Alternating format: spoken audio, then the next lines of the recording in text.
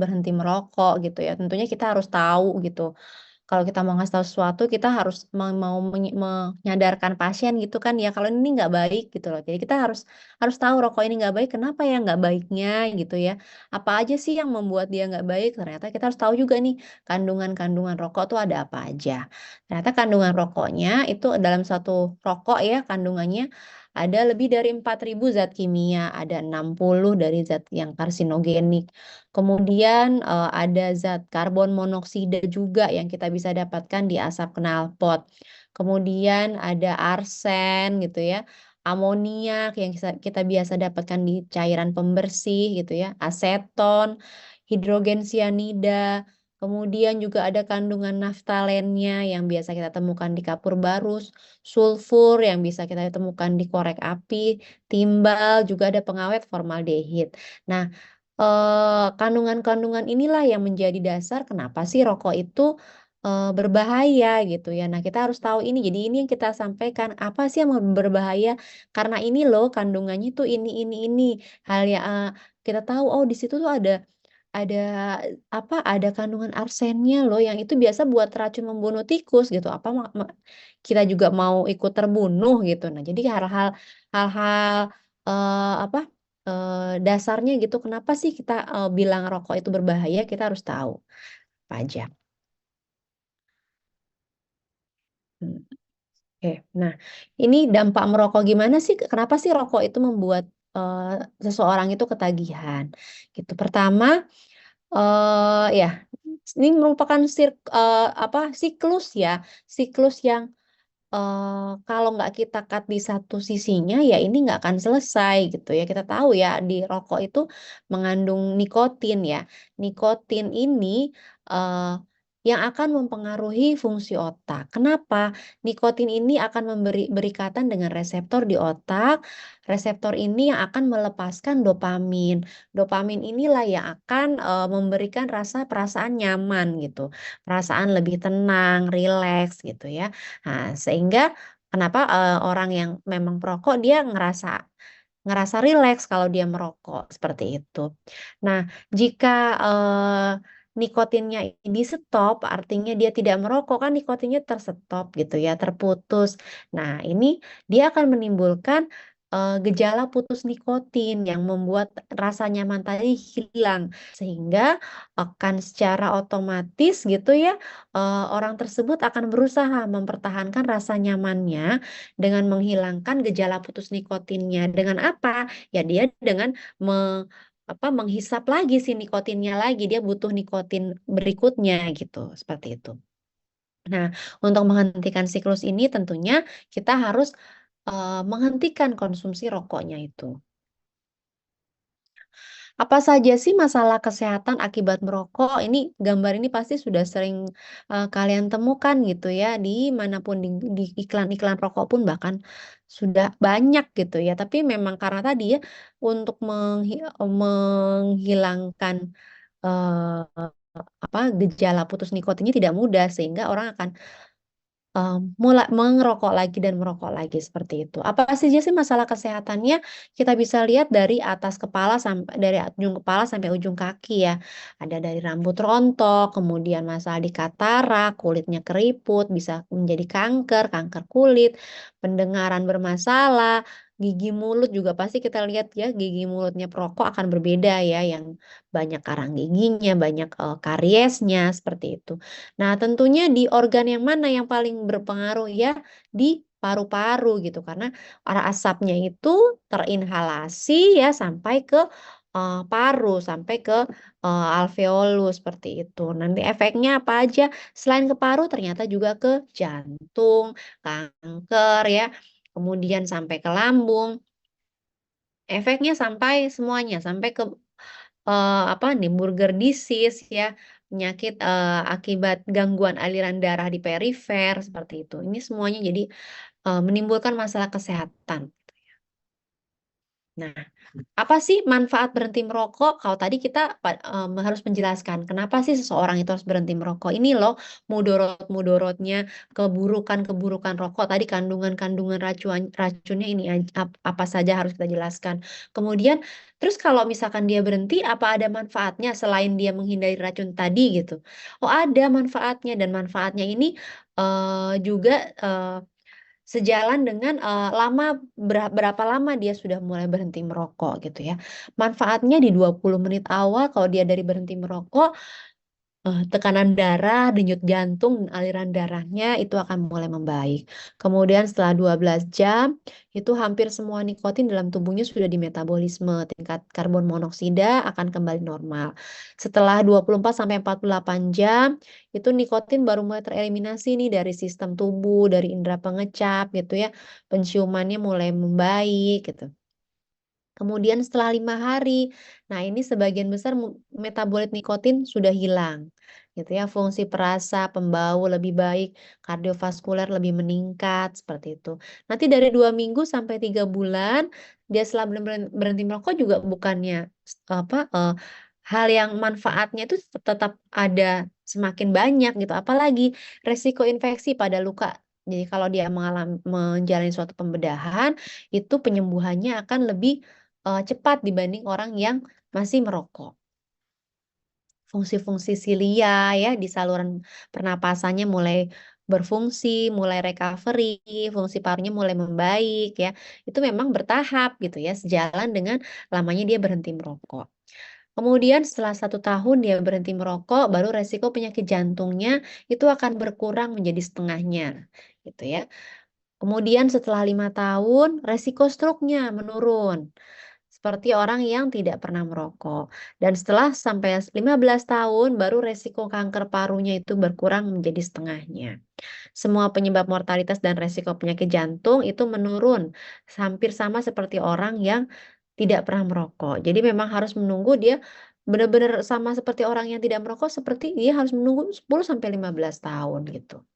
Baru istilahnya apa ya, tubuhnya itu resiko-resiko untuk menjadi penyakit, penyakit kanker, penyakit jantung koroner, baru dia tingkat resikonya sama seperti orang yang tidak pernah merokok setelah 10 sampai 15 tahun. Bagaimana sih, upaya berhenti merokok itu? Tentunya, eee, orang tersebut gitu ya, klien itu harus memiliki niat yang kuat untuk berhenti merokok gitu. Karena, kita kan ini berhadapannya dengan orang dewasa ya gitu. Kalau anak-anak gitu, itu masih bisa, kita suruh, "Nggak boleh," atau dia stop, ya udah gitu kan, karena nggak ada supply. Tapi untuk orang dewasa, apalagi dia apa namanya, dia sudah bisa membeli sendiri gitu ya rokoknya ya. Dia harus ada tekad dan kesadaran dari orang tersebut gitu untuk kesehatan dirinya sendiri gitu. Karena kita nggak mungkin mengawasi selama 24 jam gitu ya. Jadi itu yang harus kita tanamkan ke klien tersebut gitu ya, pasien tersebut, bahwa harus ada niat yang kuat untuk berhenti merokok. Kita harus memberikan target untuk berhenti merokok misalkan dalam 1 sampai 3 bulan. Maksimal biasanya dalam target itu berhenti merokok itu harus dalam 3 bulan. Setelah 3 bulan kalau masih belum mencapai target berhenti, masih belum berhenti juga, itu harus kita evaluasi. Jangan-jangan mungkin niatnya yang belum kuat gitu ya, atau mungkin kondisi lingkungannya yang tidak mendukung dia untuk bisa berhenti merokok. Ada 3 metode untuk berhenti merokok. Yang pertama itu cara berhenti total, kemudian mengurangi secara bertahap, atau menahan keinginannya dengan menunda waktu merokoknya. Jadi yang pertama dia langsung berhenti merokok, ya sudah besok saya nggak merokok, bener-bener nggak merokok. Yang kedua itu mengurangi jumlah batang rokoknya. Yang ketiga, jumlah batangnya sama tapi frekuensinya dikurangin gitu ya. Jadi yang biasanya tiap 2 jam sudah merokok, lama-lama diperpanjang, jarak antar merokoknya itu, seperti itu. Kemudian klien juga harus kita bantu untuk mengenali waktu dan situasi yang memicu dia untuk merokok. Misalnya dia kan nggak bisa menolak ajakan merokok nih kalau dia ketemu teman, kerjanya, kalau harus makan siang bersama teman kerjanya, seperti itu. Atau dia nggak bisa, menolak rokok nih kalau udah habis makan siang, pokoknya habis makan udah kebiasaan dia harus merokok. Nah, itu kita klien, kita bantu untuk mengenali kapan kira-kira, dia nggak bisa menolak itu untuk, untuk dia merokok. Jadi dia harus tahu kalau kapan kemudian kita akan bantu untuk mensiasati gitu. Bagaimana ya caranya ya biar dia bisa menghindari waktu-waktu yang dia tidak bisa yang sulit bagi dia untuk berhenti merokok tadi, untuk waktu yang sulit untuk dia menolak merokok tadi itu gimana cara menghindarinya. Kemudian, upaya yang lain kita bisa memberikan advice berupa pengalihan merokok dengan kegiatan-kegiatan yang positif ya, sehingga dia tidak, eee, selalu kepikiran untuk merokok lagi, seperti itu. Kemudian mintalah dukungan keluarga dan orang terdekat gitu, karena tadi kalau sudah dia kecanduan gitu ya, kalau nggak kadang kan ada, turunnya gitu ya merasa, nggak ada yang mengawasi, jadi dia akan, "Wah, nggak ada yang mengawasi, kita bisa merokok lagi." Nah, seperti itu. Jadi itu yang harus kita, apa ya, harus kita diskusikan kepada klien tadi ya, kapan ya, harus seperti apa ya dukungannya, harus seperti bagaimana ya. Kalau lebih bagus lagi pada saat dia mendatangi, klinik berhenti merokok atau saat berkonsultasi, itu tadi bersama keluarga terdekat gitu ya, karena atau orang terdekat atau teman-teman kantornya gitu bisa juga, sehingga bisa sama-sama mengingatkan kalau dia mulai, ada dorongan untuk merokok apa yang harus dilakukan, kalau dia mulai merasakan gejala putus nikotin apa yang harus dilakukan gitu, seperti itu.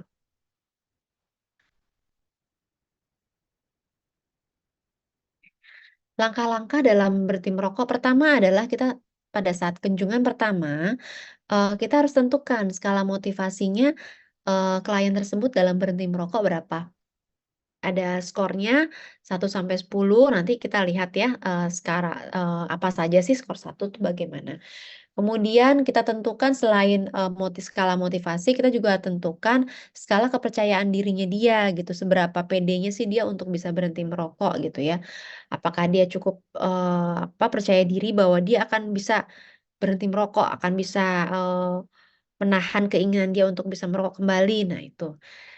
Kemudian, skala-skala tersebut ya, ini harus kita, evaluasi tiap kali, konseling itu, berlangsung gitu. Jadi setiap kedatangan misalnya tiap 2 minggu sekali, pada kedatangan awal dia skala motivasinya 5, kepercayaan dirinya belum terlalu percaya diri, masih rendah. Karena kemudian pada saat konseling berikutnya, kedatangan berikutnya harus kita evaluasi, apakah ini naik skornya atau malah turun. Nah, hal-hal apa saja sih yang membuat klien ini kok jadinya sekarang malah jadi, mengalami penurunan ya, seperti itu dalam usaha berhenti merokoknya. Kemudian setelah kita menentukan langkah, skala-skala motivasi dan kepercayaan diri, kita juga harus tentukan, motivasi terberatnya tuh apa. Jika ada sedikit saja motivasi dan kepercayaan diri untuk berhenti merokok, nah ini bisa dilanjutkan untuk konsultasi dengan tadi tim berhenti merokok yang, sekarang di semua puskesmas gitu ya nantinya harus sudah ada tuh pelayanan klinik berhenti merokok tadi, seperti itu.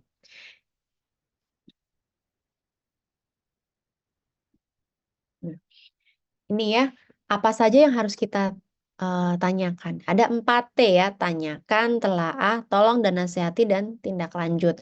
4T inilah yang harus kita lakukan dan kita evaluasi tiap kali kunjungan, ke klinik, berhenti merokok atau kunjungan konseling ya. Tiap kali pasien itu datang, kita harus evaluasi, kita selalu tanyakan status merokok dan profil perokoknya, pasien tersebut seperti apa. Kemudian kita tentukan tingkat adiksinya bagaimana, apakah ringan, sedang, berat, gitu ya. Nanti ada scoring-nya, kita lihat nanti berikutnya. Kemudian kita harus tanyakan keadaan lingkungan sekitar dari, klien tersebut, apakah mendukung upaya dia untuk berhenti merokok atau tidak, bagaimana kondisinya, seperti itu. Kemudian kita telaah dari apa saja, tingkat kesiapan berhenti merokok, pasien tersebut bagaimana, tingkat motivasi dari, klien tersebut bagaimana gitu ya, untuk dia bisa berhenti merokok. Motivasinya sudah semakin meningkat atau justru malah menurun, dan alasan utama ingin berhenti merokok apa. Jadi kita harus menggali juga gitu ya, karena bisa jadi, Itu yang akan menguatkan dia gitu, bisa, "Oh saya mau berhenti merokok karena saya sudah punya anak, saya nggak mau anak saya nanti sesak napas, saya nggak mau saya punya udah punya bayi, saya nggak mau bayi saya nanti batuk-batuk." Nah jadi kalau dia pada suatu ketika, klien tersebut mengalami, demotivasi, kita bisa ingatkan lagi, "Oh Bapak Ibu dulu kenapa pengen berhenti merokok karena buat anaknya loh," seperti itu. Nah kita harus harus tahu kalau kita bisa menggali gitu alasan utama dia ingin berhenti merokok, itu yang akan bisa kita, ingatkan dalam, setiap kunjungan pasien tersebut. Kemudian T yang berikutnya yaitu tolong dan nasihati. Kita tentukan kapan sih dia bisa mulai berhenti merokok. Oke, misalkan dari diskusi kita bisa tentukan, "Bapak kira-kira mau siap kapan berhenti merokoknya?" "Oke, saya siap 2 bulan." "Oh, 2 bulan, kalau saya lihat," misalkan kita, "ini kayaknya seperti Bapak bisa nih 1 bulan karena tingkat adiksi Bapak bukan adiksi yang berat, gimana?" Nah, tetap semuanya adalah hasil, diskusi gitu ya, jadi harus keputusan bersama antara kita tim, yang membantu dengan klien, seperti itu. Kemudian kita tentukan metode berhenti merokok. Tadi ya, apakah klien tersebut, lebih baik yang metode berhenti langsung atau mau metode yang, di apa, jumlah, jumlah batang yang dihisapnya dikurangi, atau metode yang frekuensinya yang jaraknya yang diperlama gitu ya, jarak antar perlakuan diperlama, seperti itu. Hal-hal ini kita bisa tentukan berdasarkan, bantuannya berdasarkan tadi, tingkat adiksinya. Mungkin kalau, klien tersebut itu adiksinya masih ringan, sedang, kita bisa pakai metode yang berhenti, seketika gitu, berhenti langsung gitu. Tapi kalau dia tingkat adiksinya berat, udah seperti itu, motivasinya dia masih rendah gitu, akan sulit kalau dia harus langsung benar-benar, langsung, seminggu langsung berhenti merokok, besok harus berhenti merokok. Nah, itu akan sulit karena apa? Karena ada adiksi nikotin ini yang mungkin akan sulit untuk dia, eee, meng me apa ya, meng-handle ya, untuk dia me me me mengatasi gitu, adiksi nikotin yang withdrawal syndrome-nya. Nah, untuk klien yang memang kategori adiksi berat, bisa kita sarankan untuk metode yang mungkin tadi dikurangi sedikit demi sedikit gitu jumlah, batang rokoknya, atau tadi yang diperlama jarak merokoknya. Jadi misalkan, dia biasa bangun tidur jam 6 gitu ya, 5 menit pokoknya saya harus langsung ngerokok, kalau enggak mulutnya nggak enak, asem, seperti dan segala segala macam gitu ya alasannya. Nah, kalau dia komit, oke, hari pertama kan tadi biasanya 5 menit, berarti hari pertama dari berhenti merokok, dia dari bangun tidur harus ditahan keinginannya sedemikian rupa, dia menahan dari 5 menit di 1 jam, gitu ya. Jadi kemudian nanti dari hari kedua, dari yang 1 jam, pokoknya nunggu 3 jam dulu baru boleh ngerokok, oke. Nah, itu kan pelan-pelan. Nah, itu untuk yang tipe-tipe adiksi yang berat, itu mungkin pilihannya bisa yang nomor 2 atau nomor 3. Kemudian kita juga harus, membantu klien dalam, mengantisipasi hambatan-hambatan yang mungkin muncul. Tadi seperti saya katakan, misalkan dari hambatan dari kondisi sosial, teman-temannya, teman kerjanya, pergaulannya. Nah, ini yang harus kita, bicarakan ya, kita diskusikan dengan klien bagaimana, oh mungkin misalnya kalau dia susah untuk menahan, keinginan gitu ya, menahan ajakan merokok oleh teman gitu ya, mungkin, oh berarti caranya mungkin bisa dia, oh berarti pada saat siang hari dia harus mencari aktivitas lain sehingga dia tidak harus bertemu temannya yang selalu mengajak dia, untuk merokok lagi. Nah, hal yang seperti itu. Jadi harus harus kita cari tahu, kira-kira hambatannya apa dan kita, diskusikan gitu ya, kira-kira penyelesaiannya apa sih kalau ada hambatan itu muncul, seperti itu. Kemudian kita lakukan juga tindak lanjut, kita harus menyusun jadwal pertemuan berkala dengan klien gitu ya, biasanya sekitar 2 minggu. Gitu, dan nanti setelah 2 minggu, tiap 2 minggu selama berapa lama? Selama 3 bulan, bisa maksimal 4 bulan. Nah, nanti setiap 2 minggu itu tadi kita telaah, kita evaluasi tadi terkait, mmm Ya ini tadi ya kesiapan berhenti merokoknya, motivasinya. Tiap minggu harus kita assess gitu ya, seberapa sih tingkat motivasinya, apakah makin naik atau justru makin turun gitu. Kemudian kita harus berikan nilai keberhasilan dari selama 2 minggu yang kemarin gimana ya, dari programnya 2 minggu pertama ternyata mengalami perbaikan, atau ini setelah 2 minggu yang kedua ini awalnya bagus, ini turun lagi. Nah itu harus kita evaluasi. Nah, ini adalah kuesioner ya, yang untuk menentukan tingkat adiksi. Seberapa sih tingkat adiksinya klien tersebut terhadap rokok gitu. Ini pertanyaan-pertanyaannya. Fagerstrom namanya ya. Berapa banyak rokok yang Anda hisap dalam sehari? Kalau nih ya, skor-skornya kita bisa lihat dari sini 1 sampai 10, 0 ya. Kita lihat dari tingkat adiksinya. Seberapa cepat Anda menyalakan rokok pertama setelah bangun pagi? Kalau bangun tidur langsung merokok, wah itu skornya 0. Waktu merokok yang paling sulit dihentikan kalau kapan ya? Merokok pertama di pagi hari atau selain rokok di pagi hari. Nah, ini skor-skornya nanti dihitung gitu ya. Nanti setelah dihitung kita tentukan dia tingkat adiksinya ringan atau ringan sedang, sedang atau berat. Untuk apa? Nanti kita menentukan metodenya. Mau metode nomor 1 yang berhenti langsung atau metode nomor 2, nomor 3 nih yang bertahap. Hmm. Ini adalah skala motivasi nih. Tadi kan ya, kita mau lihat motivasinya sampai sekuat apa sih. Kalau 1 itu berarti artinya saya sudah memutuskan tidak akan berhenti merokok seumur hidup saya. Berarti dia nggak ada motivasi sama sekali untuk dia bisa berhenti merokok. Nah, tadi kan kita berhadapan dengan orang dewasa ya, yang dia bisa menentukan, kita nggak bisa mengawasi selama 24 jam. Jadi harus ada kesadaran dari, klien tersebut. Kalau memang dia tidak ada niat sama sekali, kita akan percuma gitu kita memberikan, programnya harus seperti ini gitu, seperti itu percuma. Tapi kalau, ada sedikit saja ada motivasi dia untuk dia bisa berhenti merokok, nah ini baru bisa kita, eee bantu ya untuk menaikkan skala motivasinya. Nah, ini ya. Jadi ini yang motivasi yang setiap setiap ini kita harus tanyakan.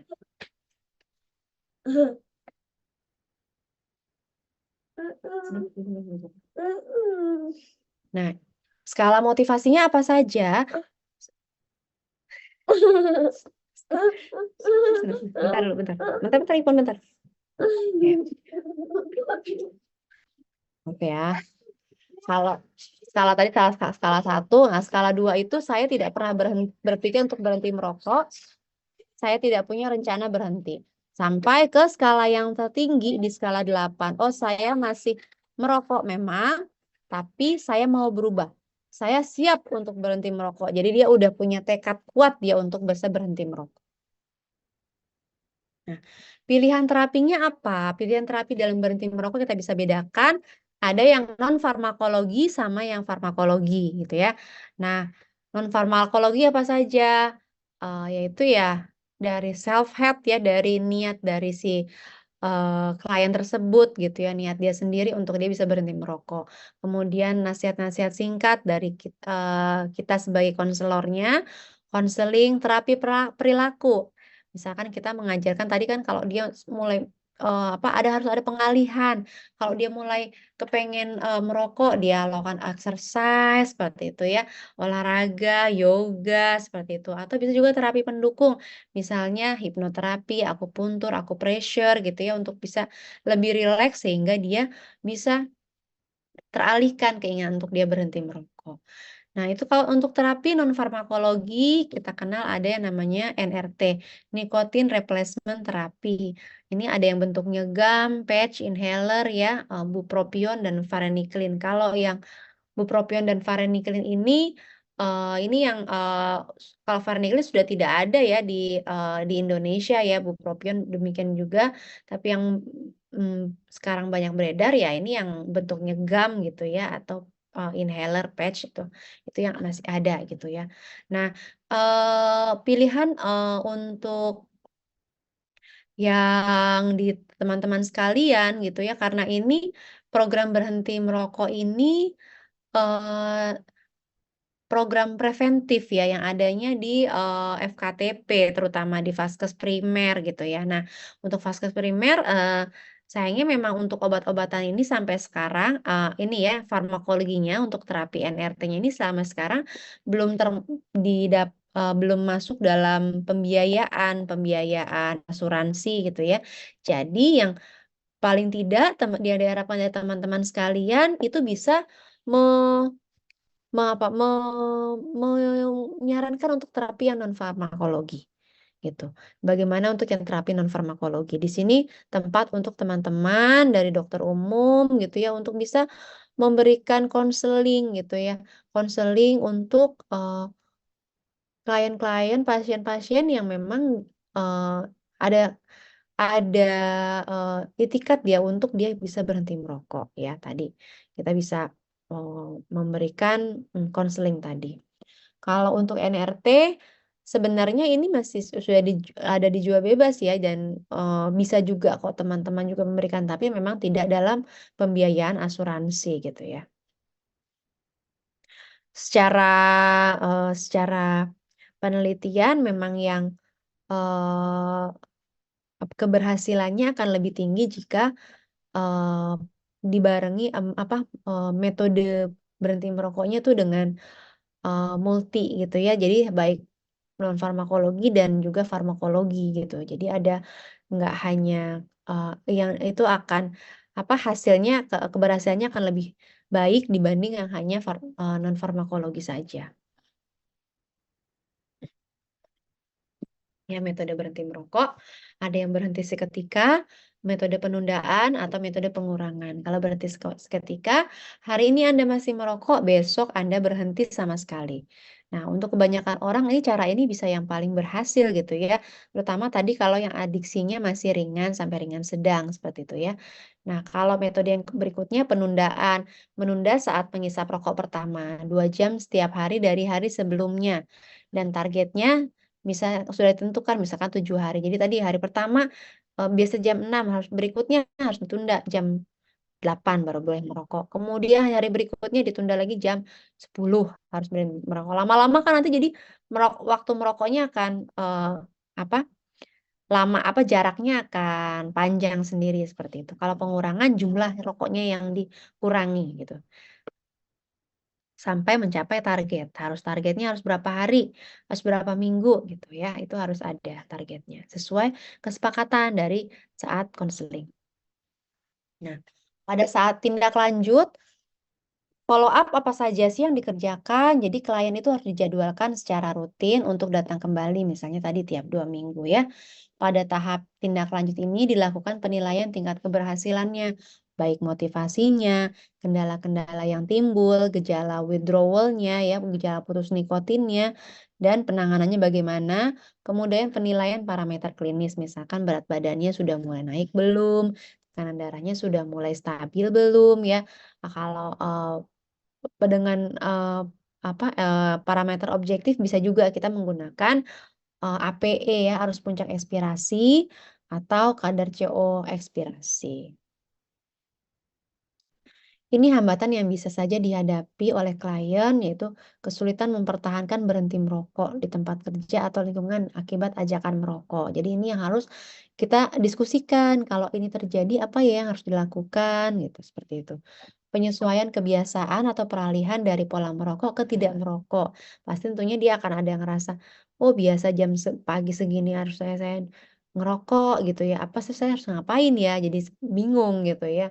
"Oh biasa saya harus habis makan saya ngerokok dulu, ini saya habis makan saya harus ngapain ya?" Nah itu kan harus ada kebiasaan baru, penyesuaian pola tidurnya juga nanti akan berubah. Ada juga yang harus, eee, apa, sebelum tidur merokok dulu. Nah, ini kan harus ada perubahan-perubahan pola, terus di penyesuaian itu. Kemudian tadi pengalihan waktu merokok ke kegiatan yang lain. Bisa kita alihkan ke exercise atau mungkin ke hobinya klien. Hobinya dia, lebih ke apa, melukis atau menggambar atau apa, atau hobinya memasak, apapun itu hal yang positif yang bisa mengalihkan untuk, pemikiran dia dari ingin merokok menjadi teralihkan. Nah, itu boleh. Bagaimana cara mempertahankan motivasi berhenti merokok? Yaitu tentunya penguatan motivasi dan introspeksi diri. Ya, itu yang selalu kita ulang-ulang gitu ya pada saat tiap pertemuan kepada, klien gitu. Kemudian pendekatan kepada tadi ya keluarga, agama, dan orang terdekat dari klien. Kemudian pantang menyerah, klien kita, apa namanya, support gitu untuk bisa selalu pantang menyerah, yakin dan fokus pada tujuan dia untuk bisa berhenti merokok. Konsultasi secara berkala terkait keluhan-keluhan yang mungkin dihadapi dalam program berhenti merokok ini. Nah, gejala, tadi kan ada kita sebutkan gejala putus nikotin gitu ya. Gejala putus nikotin itu memang berlangsungnya bisa berminggu-minggu gitu ya. Itu yang, ditakutkan sama kalau itu muncul saya harus bagaimana ya gitu. Nah, gejala putus nikotinnya atau withdrawal syndrome itu bisa berbagai jenis gitu ya, tergantung dia udah mulai berapa lama nih berhenti merokoknya. Kalau dari mulai 2 sampai 7 hari dia berhenti merokok, itu mulai muncul pusing, gangguan tidur gitu ya. Kalau 2 minggu, "Oh saya malah nggak bisa konsentrasi, nggak bisa bekerja." Ini gejala-gejala yang akan dihadapi.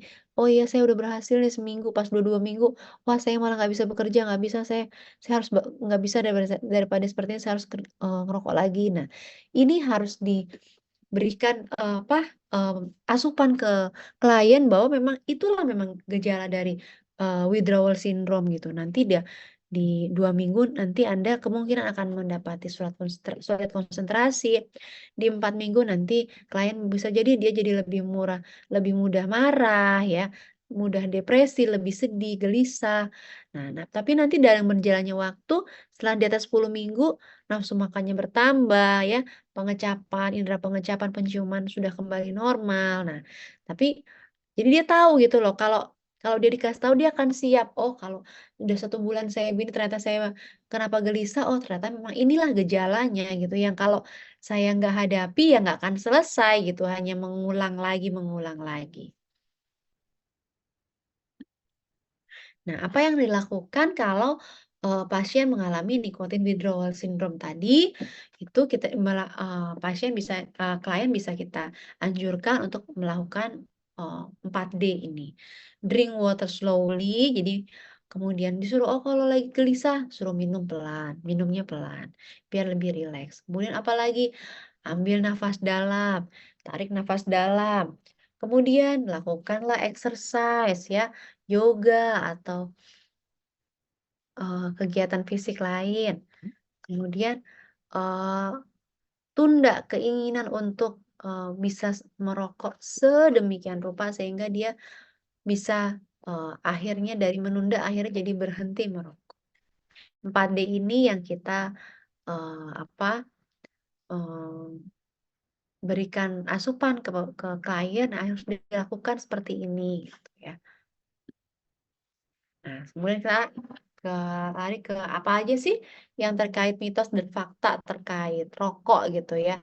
Jadi kenapa harus dijelaskan? Karena kita juga harus menjelaskan, bener nggak sih pemikiran klien, "Oh, oh saya nggak usah ngerokok, ini saya ganti ke nge-vape ajalah," gitu, "saya ganti rokok elektrik ajalah, kayaknya lebih aman." Nah, itu bener nggak sih gitu. Nah, itu kan kita juga harus punya basic juga ya gitu untuk menjelaskannya gitu, bahwa ternyata itu mitos loh kalau rokok elektrik tidak berbahaya dan tidak mengganggu kesehatan gitu. Karena ternyata kadar nikotin dalam urin perokok elektrik itu setara sama yang rokok yang konvensional. Jadi karena masih ada nikotinnya, sama aja dia bisa, eee ada kecanduannya tetap ada gitu.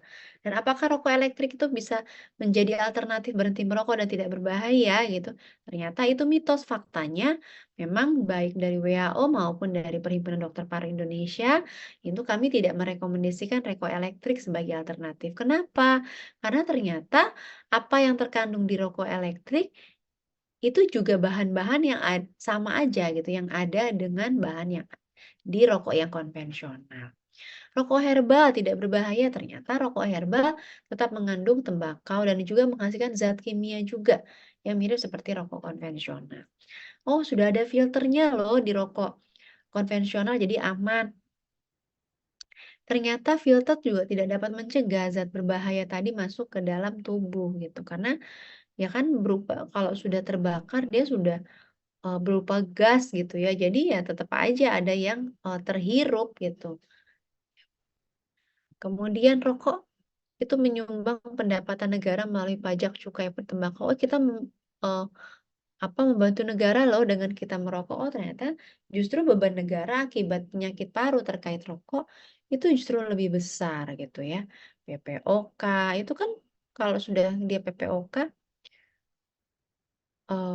penurunan fungsi parunya akan lebih cepat gitu kan ya dibanding orang yang tidak mengalami PPOK.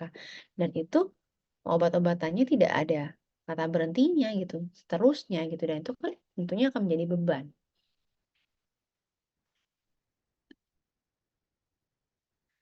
ya. Take home message-nya selalu ada peluang untuk berhenti merokok walaupun dengan sedikit niat, yang penting dia harus ada